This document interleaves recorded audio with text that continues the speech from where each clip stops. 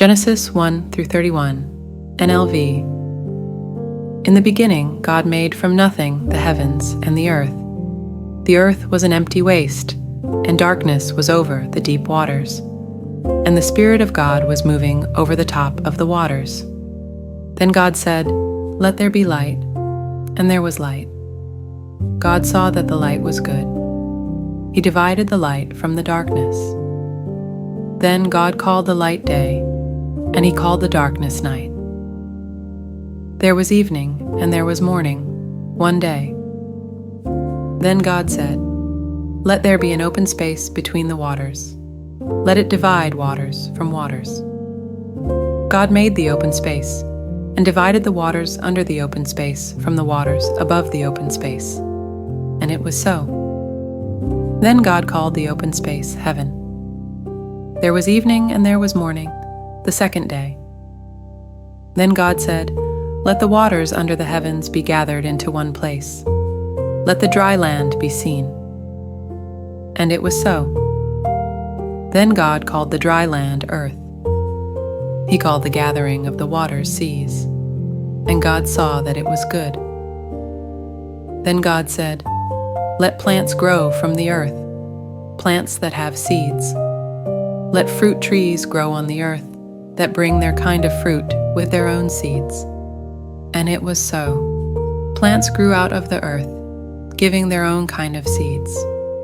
Trees grew with their fruit and their kind of seeds. And God saw that it was good. There was evening and there was morning, the third day. Then God said, "Let there be lights in the open space of the heavens, to divide day from night. Let them tell the days and years and times of the year. Let them be lights in the open space of the heavens, to give light on the earth."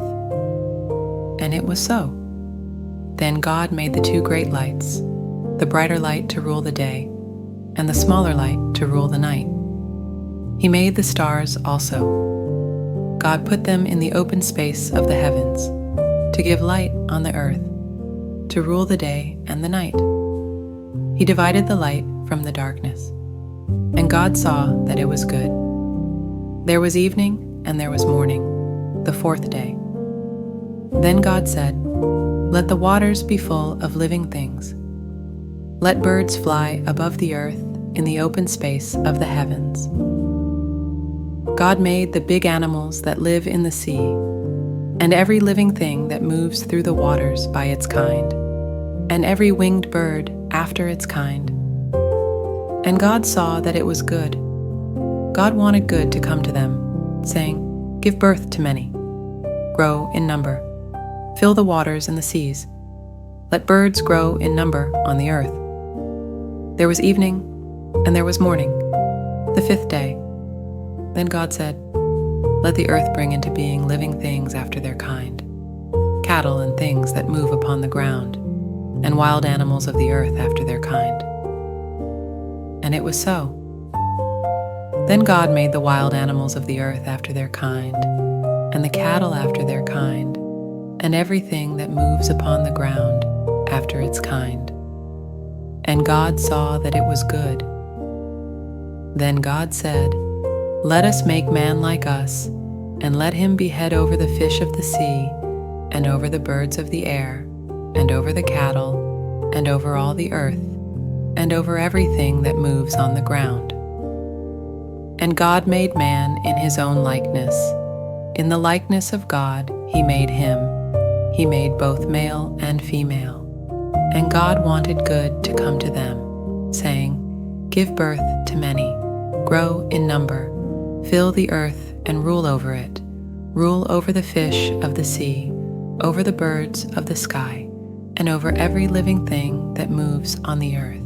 Then God said, "See, I have given you every plant that gives seeds that is on the earth, and every tree that has fruit that gives seeds. They will be food for you.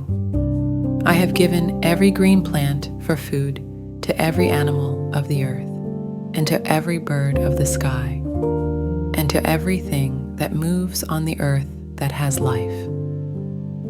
And it was so. God saw all that he had made, and it was very good. There was evening, and there was morning, the sixth day. Genesis 2 through 25 NLV. So the heavens and the earth were completed, and all that is in them. On the seventh day, God ended his work which he had done, and he rested on the seventh day from all his work which he had done. Then God honored the seventh day and made it holy, because in it he rested from all his work which he had done. The Garden of Eden. This is the story of the heavens and the earth when they were made, in the day the Lord God made the earth and the heavens. Now no bush of the field was yet on the earth, and no plant of the field had started to grow, for the Lord God had not sent rain upon the earth, and there was no man to work the ground. But a fog came from the earth and watered the whole top of the ground. Then the Lord God made man from the dust of the ground, and he breathed into his nose the breath of life. Man became a living being. The Lord God planted a garden to the east in Eden. He put the man there whom he had made, and the Lord God made to grow out of the ground every tree that is pleasing to the eyes and good for food. And he made the tree of life grow in the center of the garden, and the tree of learning of good and bad. Now a river flowed out of Eden to water the garden, and from there it divided and became 4 rivers. The name of the first is Pishon. It flows around the whole land of Havilah. Where there is gold, the gold of that land is good. Bdellium and onyx stone are there. The name of the second river is Gihon. It flows around the whole land of Cush. The name of the third river is Tigris. It flows east of Assyria. And the fourth river is the Euphrates.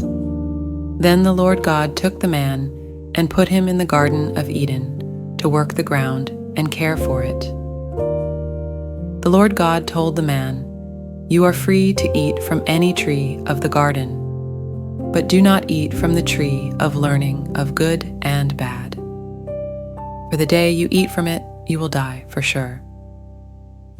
Then the Lord God said, "It is not good for man to be alone.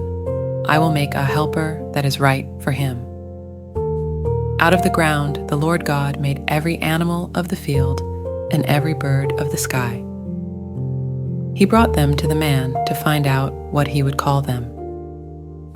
And whatever the man called a living thing, that was its name.